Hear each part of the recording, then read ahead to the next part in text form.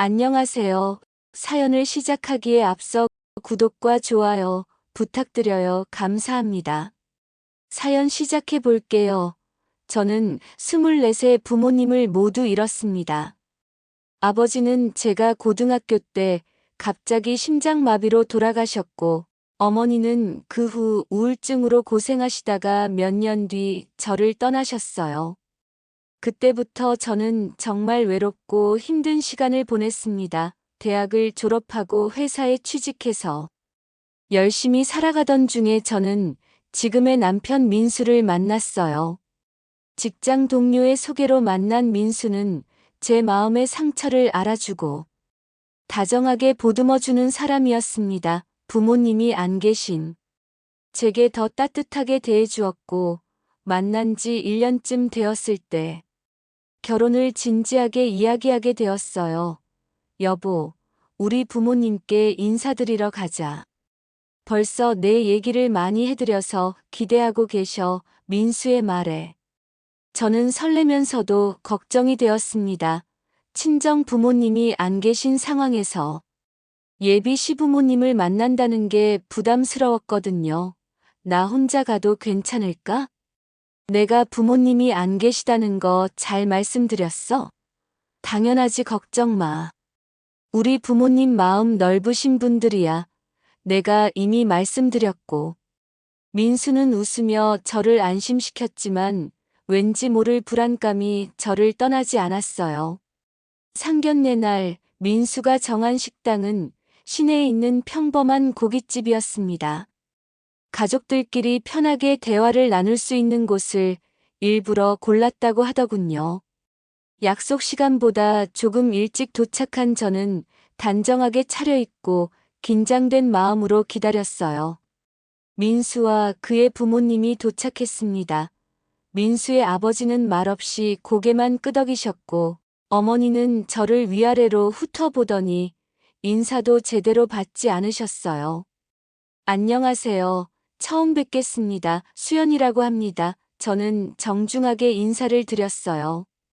그런데 시어머니의 첫마디가 조금 당황스러웠습니다. 오늘 부모님은 안 오시나요? 순간 가슴이 철렁 내려앉았어요. 민수가 제 상황을 말씀드리지 않았나 싶었습니다. 제 부모님은 모두 돌아가셨습니다. 제 말에 시어머니의 표정이 확 변했어요. 아이고, 불쌍해라. 그럼 오늘 누가 올 줄 알았더니 시어머니는 한숨을 쉬며 남편을 바라봤습니다. 시아버지는 무표정한 얼굴로 메뉴판만 보고 계셨어요. 민수가 나서서 상황을 설명했습니다. 엄마, 내가 말했잖아요. 수연이는 부모님이 안 계시다고 그랬나? 나는 듣지 못했는데? 그런 중요한 얘기를 어떻게 말을 안 하니? 시어머니의 말투에서 거짓말임이 느껴졌습니다. 민수가 당황한 표정으로 저를 바라봤어요. 상견례 자리는 어색한 분위기로 시작되었고 고기를 굽기 시작했지만 대화는 거의 민수와 그의 부모님들 사이에서만 오갔습니다. 저는 겉도는 느낌이었어요. 수연 씨는 무슨 일을 하세요? 시아버지가 마침내 저에게 질문을 던졌습니다. 제가 지금 IT 회사에서 마케팅 담당으로 일하고 있습니다. 그래요? 요즘 젊은이들 다 그런 일 한다더라. 우리 아들은 금융권이라 안정적이지요. 집안에서 대대로 금융업에 종사했거든요. 시어머니가 끼어들며 민수 자랑을 시작했습니다. 그 말투에서 은근히 저를 깎아내리는 느낌이 들었어요. 수연 씨, 혼수는 어떻게 준비할 계획인가요? 요즘 물가가 비싸서 신혼집도 문제고. 또다시 가슴이 철렁했어요. 부모님이 안 계신 제가 혼수를 어떻게 준비하냐는 질문이 너무 직접적이어서 당황스러웠습니다. 제가 몇 년간 모아둔 돈이 있어서 그걸로 필요한 만큼 준비할 생각입니다. 아이고, 그 정도로 될까요?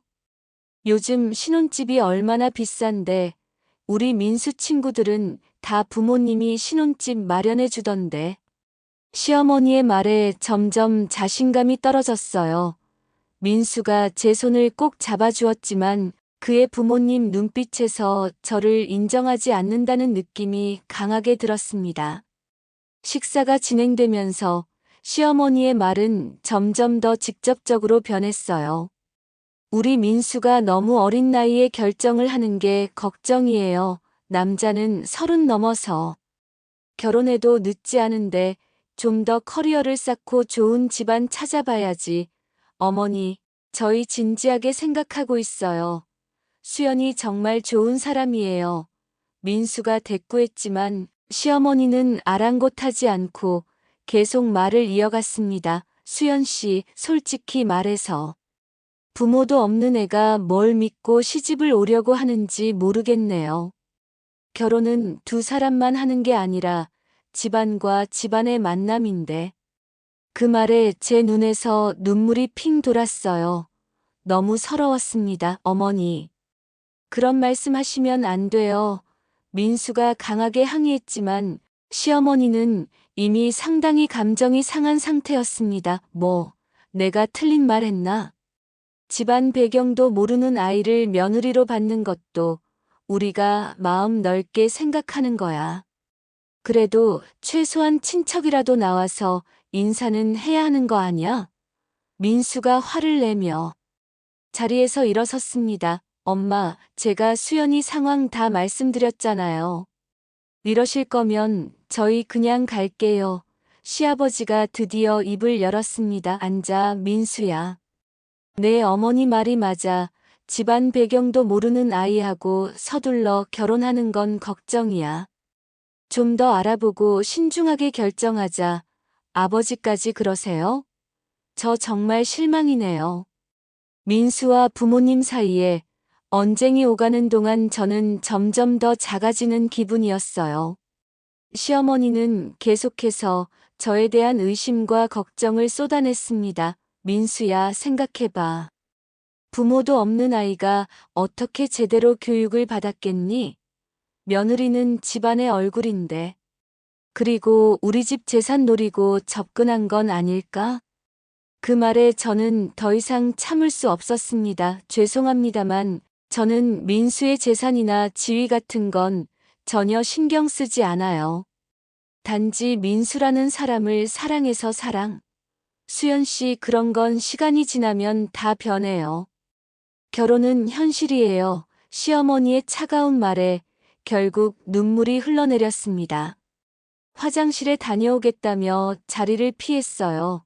화장실에서 한참을 울고 있는데 민수가 화장실 앞까지 와서 저를 불렀습니다. 수연아, 괜찮아? 너무 마음 상하지 마. 우리 부모님이 원래 그런 분들이 아닌데. 제가 화장실에서 나오자 민수는 제 손을 잡았어요. 우리 그냥 나갈까? 다음에 다시 만나면 될 것 같아. 함께 테이블로 돌아가자 시어머니는 식사를 거의 마치고 있었습니다. 이제 얘기 좀 해봅시다. 엄마 생각에는 너무 성급하게 결정하는 것 같아. 좀 더 시간을 두고 지켜보는 게 어떨까? 민수가 대답하기도 전에 시어머니는 저를 향해 말했어요. 수연 씨도 이해하겠지만 우리 애는 어릴 때부터 애지중지 귀하게 키웠답니다. 서로 맞지 않는 것 같네요. 그 말은 사실상 결혼을 반대한다는 뜻이었습니다. 민수가 화를 내며 항의했지만 시어머니는 완강했어요. 우리 친정도 대대로 교육자 집안이라 체면이 중요해요. 아무리 좋은 사람이라도 배경이 너무 달라서. 그때 민수가 테이블을 치며 일어섰습니다. 그만하세요. 너무하잖아요. 시아버지가 민수를 진정시키려 했지만 이미 화가 많이 난 상태였어요. 결국 저는 자리에서 일어나 말했습니다. 죄송합니다. 제가 먼저 가볼게요. 오늘 식사 감사합니다. 그리고 그대로 식당을 나왔어요.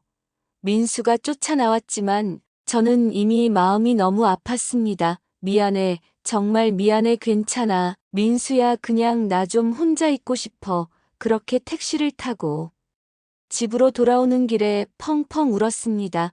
부모님이 안 계신 것이 이렇게 큰 결함으로 느껴질 줄 몰랐어요. 집에 도착해서도 한참을 울었습니다. 다음 날 민수에게서 연락이 왔어요. 수연아, 어젯밤에 부모님과 많은 얘기를 했어. 아직도 반대하시지만 내가 설득할게. 우리 다시 한번 만나자 하지만 저는 이미 상처를 너무 많이 받은 상태였습니다. 나도 생각이 필요해. 우리 서로에게 맞는 사람인지 다시 생각해보자. 사실 저는 민수를 정말 사랑했지만 그의 가족에게 인정받지 못하는 결혼은 앞으로도 계속 상처받을 것 같았어요. 그렇게 며칠 동안 연락을 자제하던 중에 민수가 직접 회사로 찾아왔습니다. 우리 결혼하자. 부모님 허락 없이도 할 수 있어. 그게 무슨 말이야? 너 부모님 반대하시는데 상관없어. 나는 너만 있으면 돼. 말은 진심 어린 것 같았지만 저는 그가 부모님과의 관계까지 희생하며 저를 선택하는 것이 옳은지 의문이 들었어요. 민수야, 그렇게 하면 나중에 후회할 수도 있어. 좀 더 생각해보자. 민수는 실망한 표정으로 돌아갔고 그날 저녁 그의 어머니에게서 전화가 왔습니다. 수연 씨, 우리 민수가 요즘 너무 상심해서 걱정이에요. 그런데 솔직히 말하자면 우리 아들은 지금까지 좋은 환경에서 자라왔어요. 처가 덕도 못 보고 고생하게 하고 싶지 않아요. 아이들도 태어날 텐데 외할머니, 외할아버지도 없이 어떻게 자랄지 생각해 보세요. 시어머니의 말에 저는 더 큰 상처를 받았습니다. 그냥 전화를 끊고 싶었지만 예의상 참고 들었어요. 그래서 제가 부탁이 있어요. 우리 아들 그만 만나주세요. 아직 어려서 판단력이 흐려요. 시간이 지나면 더 좋은 인연을 만날 거예요. 전화를 끊고 저는 다시 한번 무너졌습니다. 그날 밤 민수에게 문자를 보냈어요. 우리 만남 여기서 끝내는 게 좋을 것 같아. 너의 부모님 말씀이 맞아. 우리는 서로 다른 환경에서 자랐고 앞으로도 많은 어려움이 있을 거야. 행복하게 지낼 민수는 계속 전화를 걸고 문자를 보냈지만 저는 받지 않았어요. 결국 일주일 후 민수의 어머니가 다시 연락해 왔습니다. 수연 씨, 정말 현명한 결정을 해줘서 고마워요. 민수에게는 내가 잘 설명할게요. 그리고 작은 보상으로 이걸 받아줘요. 시어머니는 저에게 위로금이라며 돈을 보내겠다고 했어요. 마치 제가 민수를 노리고 접근한 것처럼 말하는 그 태도에 너무 화가 났지만 더 이상 관계를 이어갈 필요가 없다고 생각했습니다. 죄송하지만 그런 돈 필요 없습니다. 저는 정말 민수 씨를 사랑했고 돈 때문에 만난 게 아니에요. 전화를 끊고 한동안 집에서 나오지 않았어요. 직장에도 병가를 내고 혼자 지냈습니다. 그러다 어느 날 우연히 대학 시절 저를 많이 도와주셨던 김 교수님을 마트에서 만났어요. 교수님은 제가 대학생 때 장학금을 주선해 주셨고 부모님이 돌아가신 후에도 계속 저를 돌봐주셨던 은인이었습니다. 수연아, 얼굴이 많이 상했구나. 무슨 일 있니? 교수님의 따뜻한 관심에 저는 그만 울음을 터뜨리고 말았어요. 마트 근처 카페에 가서 모든 이야기를 털어놓았습니다. 부모님이 안 계신 것이 이렇게 큰 결점인 줄 몰랐어요. 교수님은 저의 손을 꼭 잡아주셨습니다. 너라는 한 사람의 가치는 부모님의 유무로 결정되지 않아. 내가 얼마나 훌륭한 사람인지 나는 잘 알고 있어. 그리고 교수님은 뜻밖의 제안을 하셨어요. 내가 한번 만나보고 싶구나.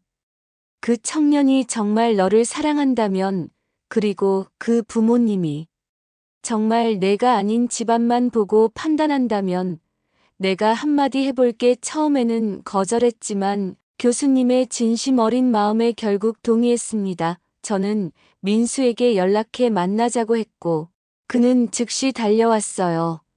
제가 두 분을 소개했습니다. 민수 씨, 이분은 제가 대학 시절부터 정말 존경하는 교수님이세요. 둘은 인사를 나누었고 교수님은 민수에게 직접적인 질문을 던지셨어요.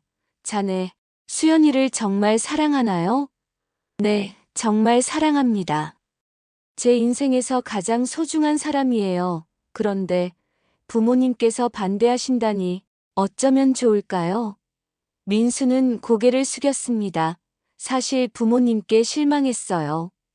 특히 어머니가 수연이에게 위로금까지 제안했다는 말을 듣고 너무 화가 났습니다.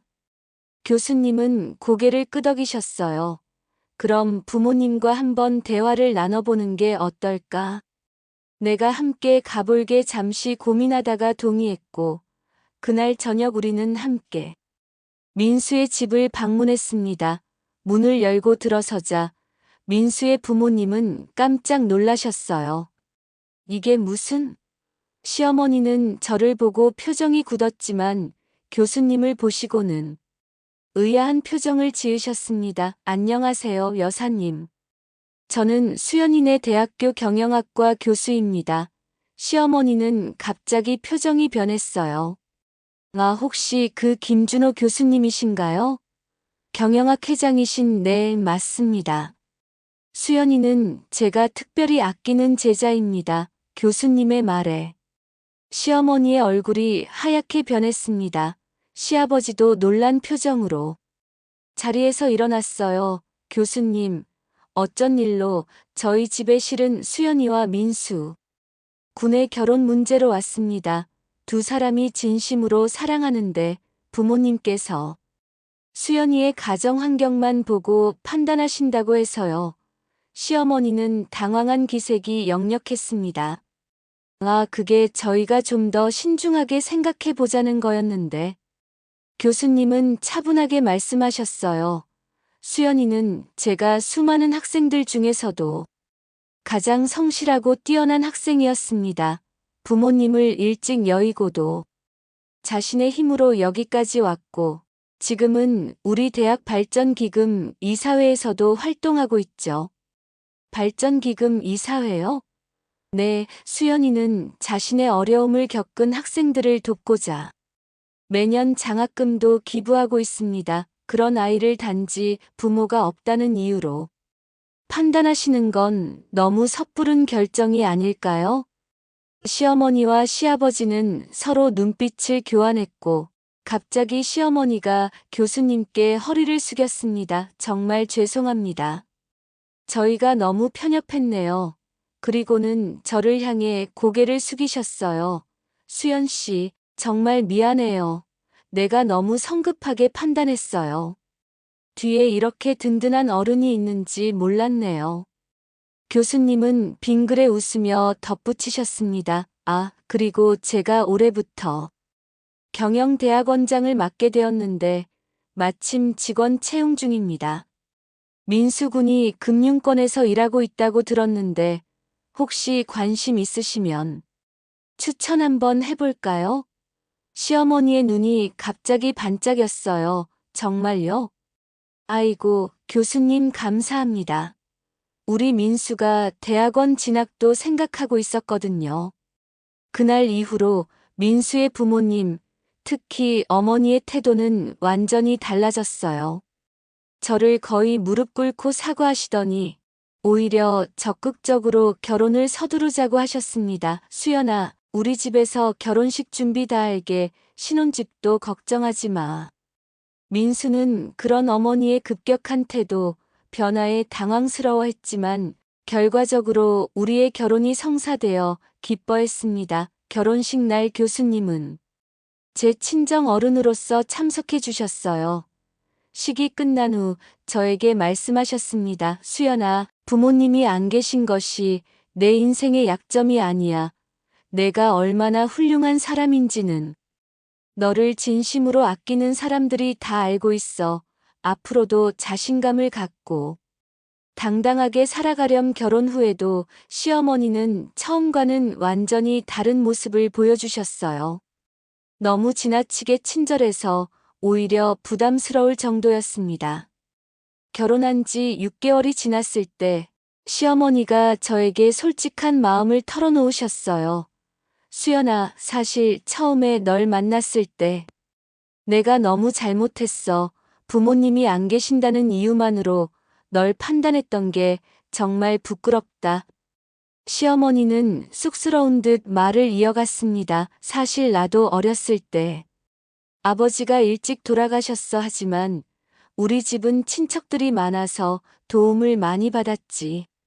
그래서 더 부끄러운 게 나도 비슷한 경험이 있는데 널 그렇게 대했다는 거야. 그 고백에 저는 놀랐지만 시어머니의 마음을 이해할 수 있었어요. 우리는 그날 많은 이야기를 나누었고 시어머니와 진정한 가족이 되어가는 느낌이었습니다. 그러나 모든 것이 완벽하게 해결된 것은 아니었어요.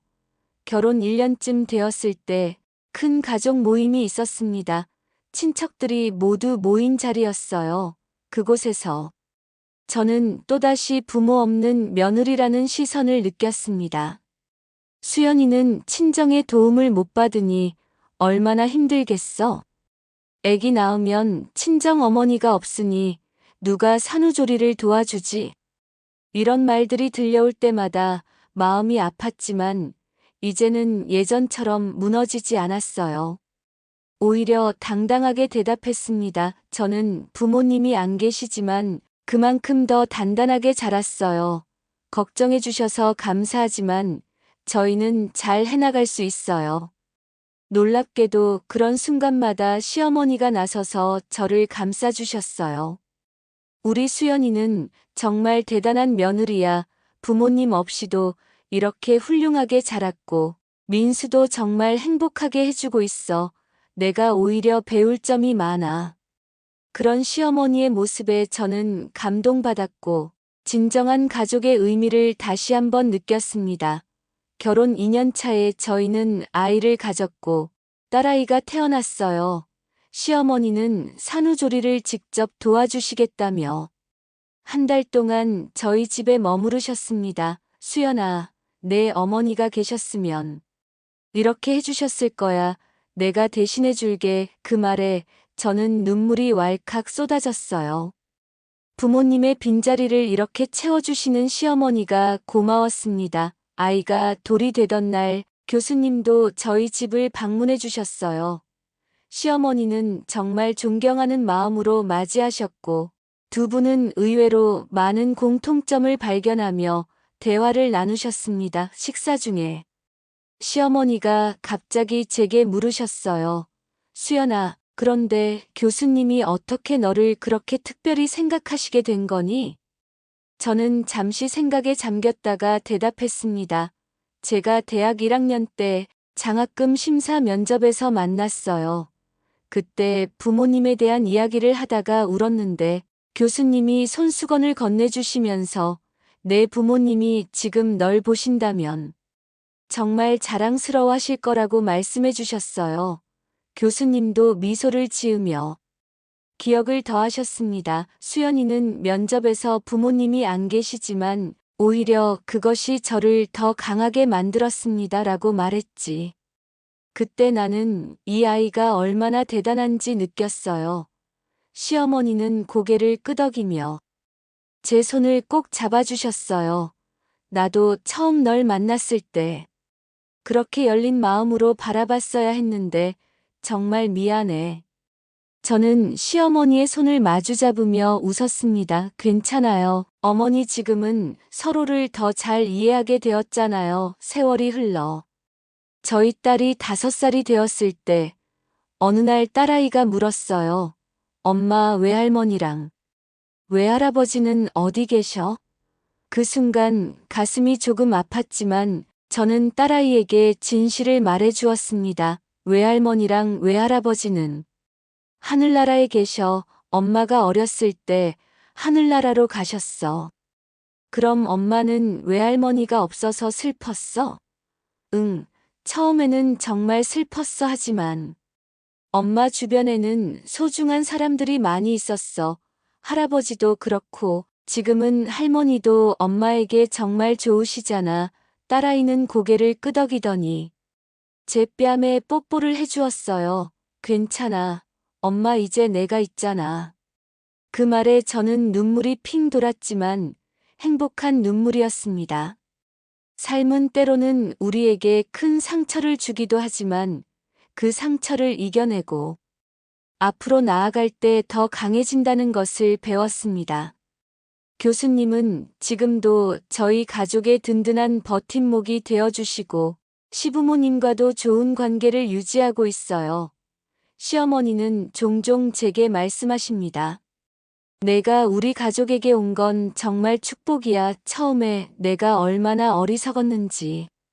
그럴 때마다 저는 미소를 지으며 대답합니다. 어머니, 그건 우리 인연의 일부였어요.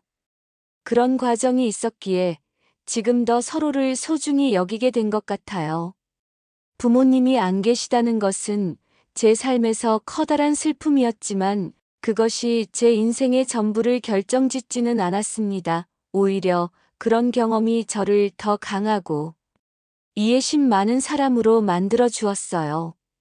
진정한 가족은 혈연만으로 만들어지는 것이 아니라 서로를 아끼고 존중할 때 비로소 완성된다는 것을 깨달았습니다. 그리고 무엇보다 어떤 환경에서도 결국 자신의 가치를 증명하는 것은 스스로의 노력과 진심이라는 것을 배웠어요. 제 긴 이야기를 끝까지 들어주셔서 감사합니다. 구독과 좋아요, 알림 설정까지 잊지 마세요.